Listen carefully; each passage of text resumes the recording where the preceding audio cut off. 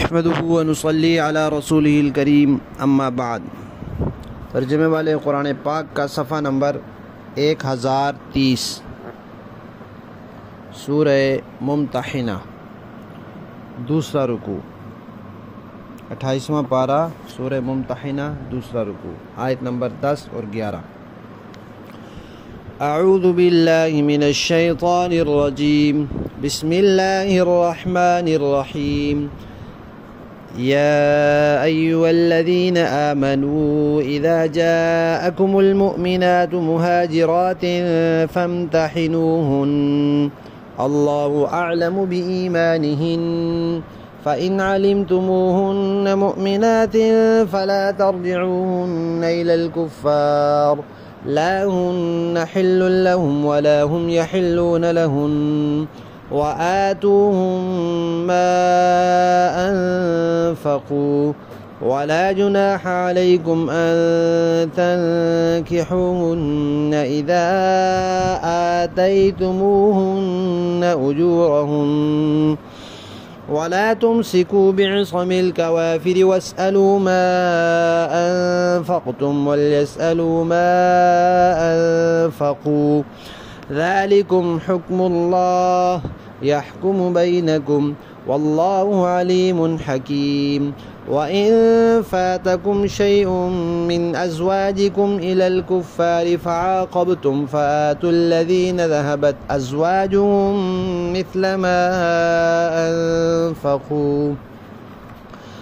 واتقوا الله الذي أنتم به مؤمنون۔ صدق اللہ العظیم۔ پچھلی آیات میں تذکرہ تھا اس بات کا کہ کفار کے ساتھ دوستی نہ رکھو، دلی محبت نہ رکھو، اور کفار کی قسمیں ہیں جو زندیق ہیں ان کے ساتھ تو کسی قسم کے تعلقات نہیں رکھنے، اور جو مسلمانوں کے ملک میں رہنے والے ذمی ہیں ان کے ساتھ تعلق رکھا جا سکتا ہے، معاملات لین دین کا یا غمخواری کا، یا کوئی مہمان آ جائے تو دلی دوستی کسی کے ساتھ نہیں ہو سکتی، اور جو تعلقات رکھنے ہیں ان میں بھی اسلام اور مسلمانوں کے مفاد کا خیال رکھنا ہے۔ اب اللہ تعالیٰ فرما رہے ہیں کہ کافروں کے ساتھ تعلقات ترک کرنا اس حد تک ضروری ہے کہ جو مشرک عورتیں ہیں وہ مسلمان کے نکاح میں نہیں رہ سکتی، اور مسلمان عورت کسی بھی قسم کے کافر کے نکاح میں نہیں رہ سکتی۔ لہذا اگر کسی کافر کی بیوی مسلمان ہو جائے، چاہے وہ کافر یہودی عیسائی ہو یا ہندو ہو یا کوئی اور ہو، اگر وہ مسلمان ہو جائے تو پھر اس عورت کے خاوند کو بھی اسلام کی دعوت دی جائے گی، اسلام قبول کرنے کا کہا جائے گا۔ اگر اس عورت کی عدت کے اندر وہ آدمی بھی مسلمان ہو جاتا ہے تو پھر ان کا نکاح برقرار رہے گا، اور اگر وہ انکار کر دیتا ہے، اسلام قبول نہیں کرتا، تو اس کا یہ انکار کرنا پھر سبب بن جائے گا اور اس کا نکاح ختم ہو جائے گا۔ طلاق دینے کی ضرورت نہیں ہوگی، بس اس کا نکاح ختم سمجھا جائے گا، عدت گزار کر وہ خاتون کہیں اور نکاح کر سکے گی۔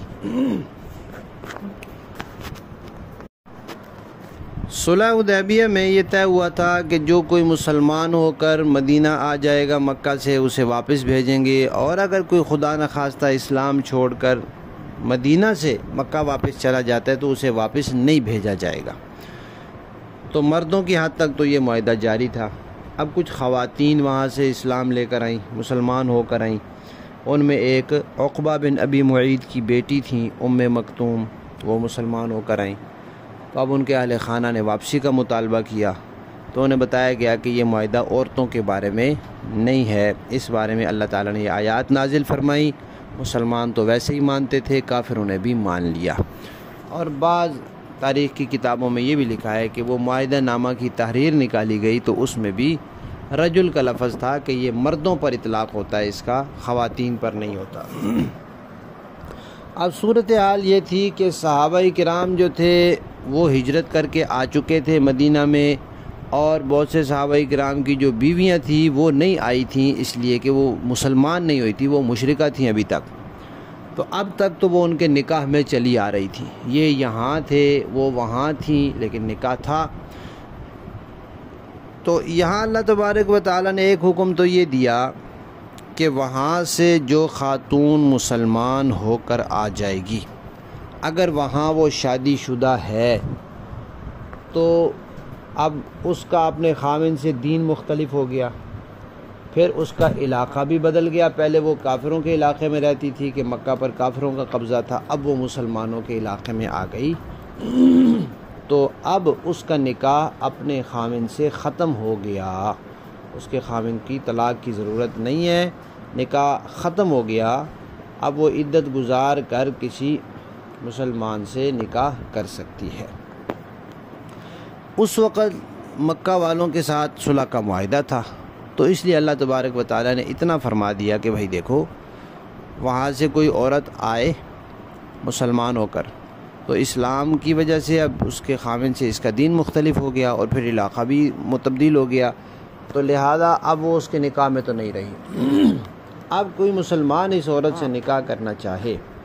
تو اس کے ذمہ دو کام ہیں۔ ایک تو یہ کہ اس عورت کے اس کافر شوہر نے اس کو جو مہر دیا تھا، یہ مسلمان وہ مہر اس مرد کو لوٹائے، اس کافر مرد کو لوٹائے، واپس کرے۔ اور پھر نمبر دو،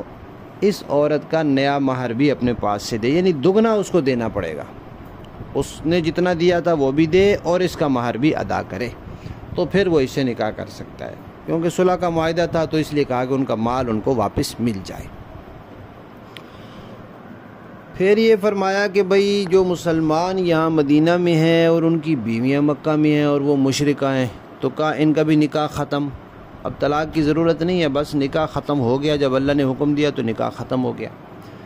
اب وہ جو خواتین ہیں وہاں مکہ میں ان سے کوئی کافر نکاح کرنا چاہے تو اس کے لیے بھی یہی حکم ہے کہ اس مسلمان مرد نے اس خاتون کا جو مہر بھرا ہوا ہے، دیا ہوا ہے، وہ کافر مرد اس مسلمان کو وہ لوٹائے، دے، واپس دے، اور پھر اس عورت کا مہر بھی دے، وہ اپنی ترتیب کے مطابق کریں جیسے ان کے مذہب میں ہوگا۔ تو اس طور پر مسلمانوں کو یہ حق حاصل ہو گیا کہ ان کی جو بیویاں ہیں جن سے ان کا نکاح ختم ہو گیا، اب بیویاں نہیں رہیں، اب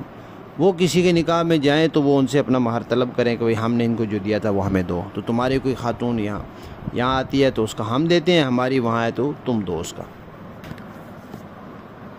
پھر فرمایا کہ بھئی مسلمانوں نے تو یہ بات مان لی، دینا بھی لینا بھی،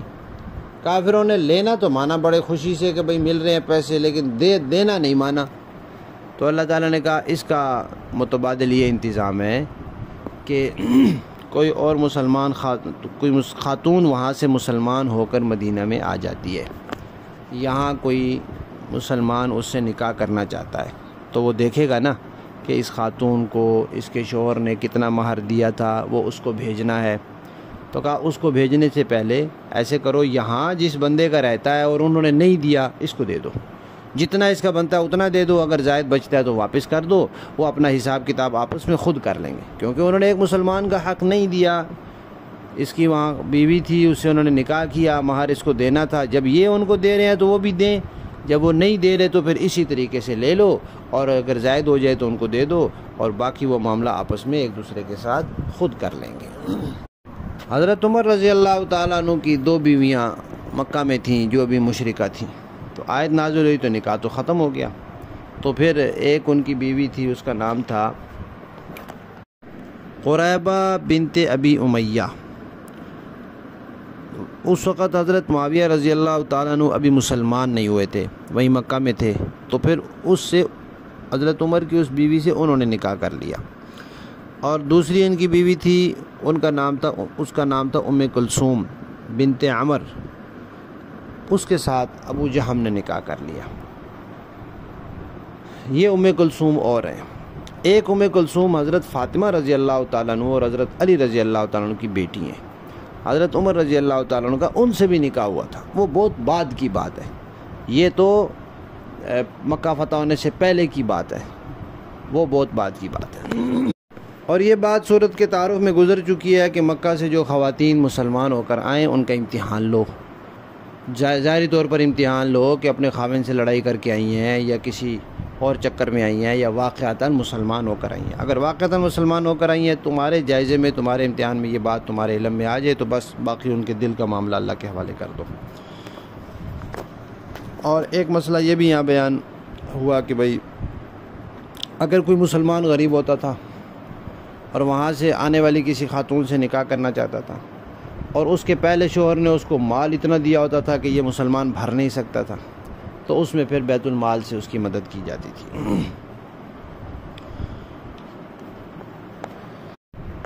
اور یہ یاد رکھنا چاہیے کہ اسلام میں اگر کوئی مسلمان مرد کسی عیسائی یا یہودی اہل کتاب یعنی مذہبی ہوں، اپنے مذہب سے آزاد نہ ہو بالکل، اس خاتون سے نکاح کرے تو نکاح تو ہو جائے گا، لیکن حضرت عمر رضی اللہ تعالیٰ عنہ نے منع کیا تھا کہ بھئی ایسا کرو نہیں، اس سے ہم نقصان اٹھا رہے ہیں، کیونکہ وہ اپنی خواتین کو سکھا کر سمجھا بجھا کر بھیجتے تھے